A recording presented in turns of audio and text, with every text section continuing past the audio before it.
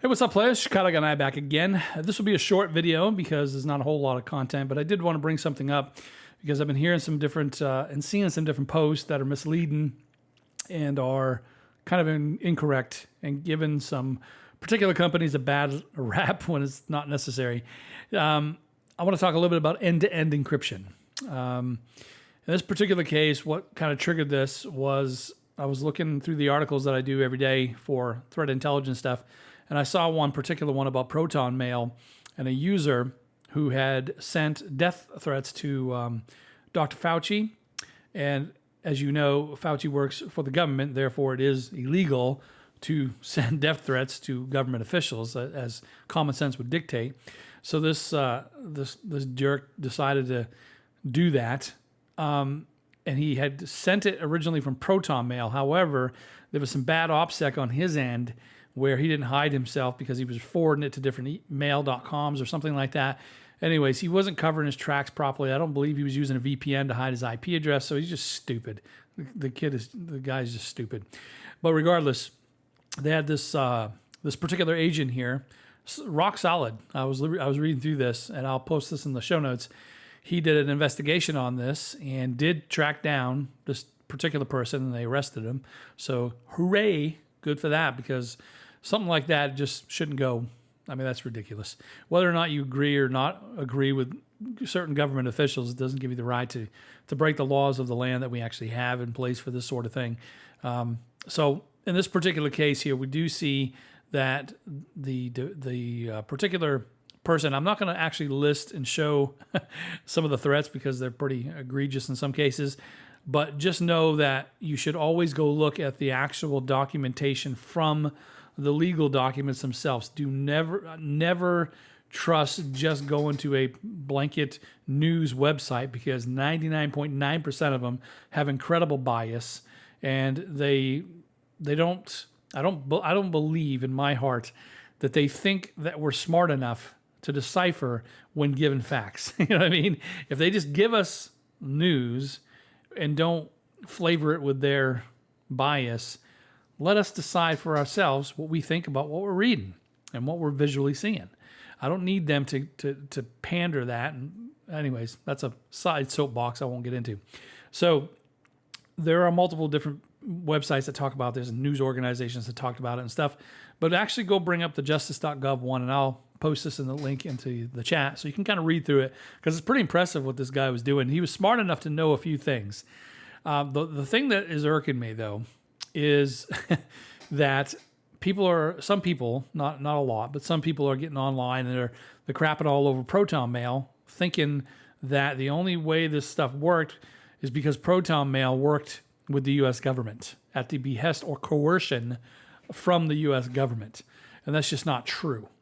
Now, in this particular case, some people are saying that the government, as you can see here, this agent here went directly to the Swiss government to gather help, because I'm guessing this individual who was doing the actual investigation was wise enough to know that Protonmail does do end-to-end encryption, and it would lead nowhere to try to get information about this person from Protonmail because they have nothing to give.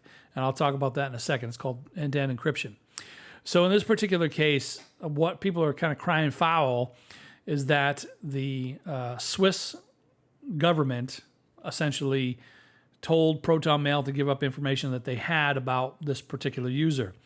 And looking through all the documentation and looking through the justice.gov article, I don't see anything except for the date that he signed up at Protonmail, which is good for the privacy people out there, because you can be assured now that even when compelled by governments, not the U.S. in this case, the Swiss, they can't give them anything. There's nothing to give because they don't actually have the keys. And again, I'll get into that in just a second. But let's talk about Article 271 of the Swiss Criminal Code here. And they themselves even say, listen, companies, you're not allowed to go ahead and give up information to aid investigations of other foreign countries. It's just not going to happen. We're blocking that. That is what a lot of countries will do. In this particular case, though, it wasn't the United States talking directly to Protonmail. It was the United States talking directly to the Swiss government, because in the article they do mention that official government agencies can do this, and they can cooperate with other countries, during investigations. So in this particular case, it would have actually been breaking their Swiss law if Protonmail would have worked with the United States if they did actually contact them directly. Apparently, from what I'm reading, now, I could be wrong, but I don't believe I am. I looked through it. So in this particular case, the Swiss government was the one saying. And by the way, you're probably thinking, well, what does Switzerland got to do with anything? Protonmail is based in Switzerland, so any companies that fall in within that particular jurisdiction have to go ahead and subscribe to the laws of the Swiss government. So in this case, the Swiss government was saying, hey, listen, we need information about this particular user because the United States is doing an investigation, and it originated from Protonmail, which is a Swiss company. So in this particular case, it's pretty awesome to know that all they could give them was the date the guy signed up, right? Of course, this particular agent went on to do other things and found the guy out because the guy just sucked at OPSEC. But I thought that was interesting. And then when you look at Protonmail's law enforcement on their own website of what they talk about, some interesting stuff here to kind of talk about that. It says here, the Protonmail service provides secure email service messaging to users around the world, blah, blah, blah. Let me go down to where, here it is right here. Swiss law requires a user to be notified if a third-party makes a request for their private data, and such data is to be used in criminal proceeding. However, in certain situations, notification can be delayed, and there was something else. Let me see. Oh, right here. Whether you are a Swiss or a foreign law enforcement agency, please make your request assistance directly to legal. We will generally respond to you in a day. In this particular case, you'll notice right here it said, provide notices temporarily prohibited by the Swiss legal process itself by Swiss court order or applicable Swiss law. That's referring back to this particular law here, Article 271 of that one there. And in this particular case, you'll notice here it says, as a general rule, targeted users will eventually be informed and afforded the opportunity to object either by Protonmail or the Swiss authorities. But they're basically saying here is we will deal with the Swiss government, not with other entities, not with other foreign entities. And that's pretty much what it is. And in this case here, the reason why they can only give them what the actual user had for data, what date the user signed up with, is because Protonmail does actually do end-to-end encryption. Now, you may hear that word bantered about because there's also another article that's been bantered out here in the past week or so with Zoom, which is the popular video conferencing. And they just lost a lawsuit, apparently, and they're paying out $85 million to a bunch of different users for giving information without users' consent or knowledge to Facebook and Google, I believe. That's the allegation from the lawsuit. And also, in addition to that, some people believe that they lie to them about saying that they do end-to-end encryption. Now, if you actually look at their website, they explain their encryption. It is, I'll say it is misleading to say that they do end-to-end encryption because it's not actually true. What they do is what they call transport encryption. The same thing Gmail does, the same thing Hotmail does, is they encrypt the messages going from yours to somewhere else. And if somebody from the outside uses Wireshark to try to snoop in on that packet, they can't see it because it's being protected by HTTPS. Okay, that is what they call transport encryption. What they don't say in some of these Gmails and Hotmails and Zooms is that they actually can see the messages because they're the ones that actually hold the encryption and decryption keys themselves. And because these entities can do that, if they're compelled by government authorities or anybody else, or even just Google and Facebook, they will likely fall to it and give information and data about you, maybe even the entire email that you had sent without your consent or knowledge, because they can decrypt it or encrypt it or whatever. It's kind of at their mercy. Whereas Protonmail does things a little bit differently. Protonmail says, all right, if you're using Protonmail and you're sending one to another Protonmail guy, what is happening is it's using end-to-end encryption. We don't hold the key. Protonmail does not hold any of the key. only the participants have that. Now, there are other tools that provide this. You can add it to it, like Signal, I think, does this as well. And I think Zoom Chat does this. I just don't think the video conferencing, I don't think that does it, from my understanding from reading it. But regardless, there's a lot of people that may say they offer it. And that's okay to say that. I don't believe it's misleading. If you say you offer the ability to do end-to-end encryption, I'm okay with that. It's up to me to use it, right? You know what I'm saying? I just want you to be able to provide the technology to be able to do that. And I manage my own keys. I don't want you, the provider, having keys to unencrypt my stuff.